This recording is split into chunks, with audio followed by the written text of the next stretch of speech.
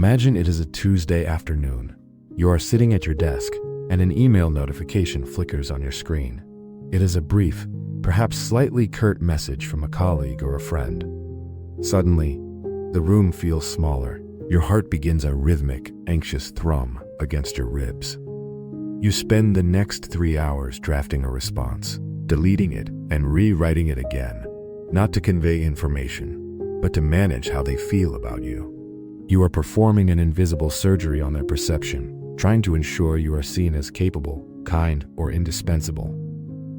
Or consider the quiet ache of a family gathering where you feel the unspoken weight of expectation. You find yourself moderating your tone, tucking away your true thoughts like fragile glass, all to prevent a ripple of disapproval you can see forming in a parent's eyes. You return home not physically tired, but spiritually hollow. You have spent your social currency buying a peace that isn't even yours to keep. There is a specific kind of burnout that doesn't come from overwork, but from overcare. It is the exhaustion of being a lighthouse that tries to move itself closer to every struggling ship, rather than simply standing still and shining. You look at your phone and see a read receipt with no reply, and your mind spins a web of 1,000 whys. Was I too much? Was I not enough? Did I say the wrong thing? You are carrying the emotional climate of everyone else on your shoulders, checking the clouds in their eyes to see if you are allowed to feel sunny today. It is a heavy, lonesome way to exist, waiting for the world to give you permission to be at rest. This is the weight of the uncontrollable. It is the silent, frantic labor of trying to be the architect of a building you don't live in, the mind of another person. Mel Robbins, a woman who built a career on understanding the mechanics of human behavior and the high-stakes pressure of high-performance living, found herself hitting a wall of this very same exhaustion. Despite her success, she realized she was still trapped in the managerial mindset of human relationships, the belief that if she yelled loud enough, worked hard enough, or explained herself clearly enough, she could force life to go her way. Her let them theory emerged not from a place of academic theory, but from the raw realization that her interference was actually the source of her misery. The core of this wisdom is startlingly simple, yet it feels like a betrayal to our anxious hearts. Let them. This does not mean you become a doormat, nor does it mean you stop caring. It means you stop trying to control the uncontrollable. If your friends are going out to dinner and didn't invite you, let them. If your partner is making a choice you know will lead to a mistake, let them. If someone chooses to misunderstand your intentions after you've spoken your truth, let them. Think of the energy you save when you stop trying to outrun someone else's shadow. When we try to control how others act, we are essentially saying that we don't trust them to have their own experience, and more importantly, we don't trust ourselves to survive their choices. Robbins suggests that by stepping back, we actually see the truth of our relationships for the first time. When you let them, you finally see who they really are, when you aren't the one holding the relationship together with both hands. What does this mean for your daily life? It means a radical reclamation of your time and focus. Most of our anxiety lives in the other people's business category. When we occupy ourselves with what they think of us or how they should be living, we leave our own inner house unattended. The let them theory invites you back into your own home. It asks you to focus on your reactions, your values, and your path. Imagine the relief of walking into a room and realizing you are only responsible for the person standing in your shoes. You can be kind, you can be present, and then you can let them react however they choose.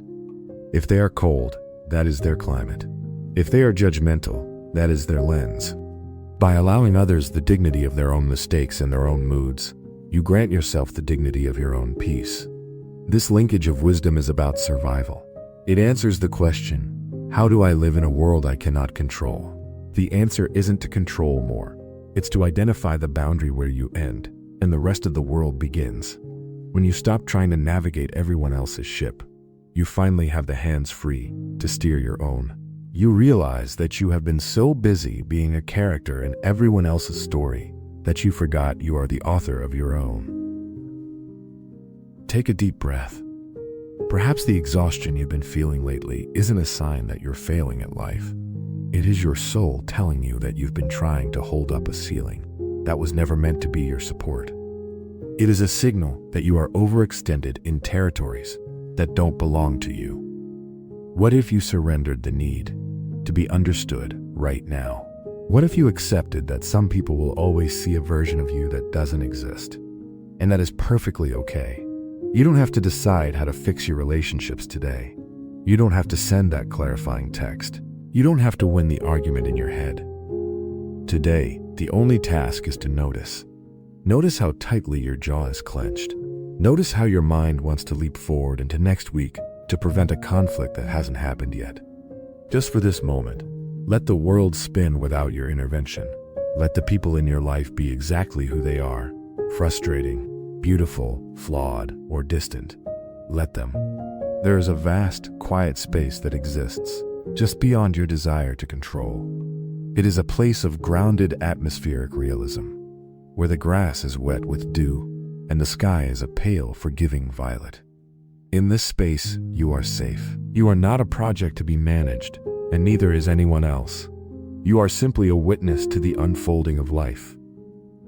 Let's pause here, not to think, just to notice the weight of your body against the chair, the air moving in and out of your lungs, the stillness that remains when you stop struggling against the current. You are allowed to be here. You are allowed to be still. You are allowed to let them. Now, let's take a few minutes to turn inward. Close your eyes if you feel comfortable. Breathe. Let yourself rest in this space.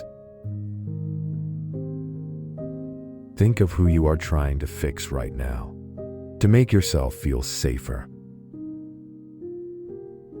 What would happen if you just let them? Can you be okay, even if they choose to stay the same? Rest in the silence of your own company. When you are ready, slowly open your eyes.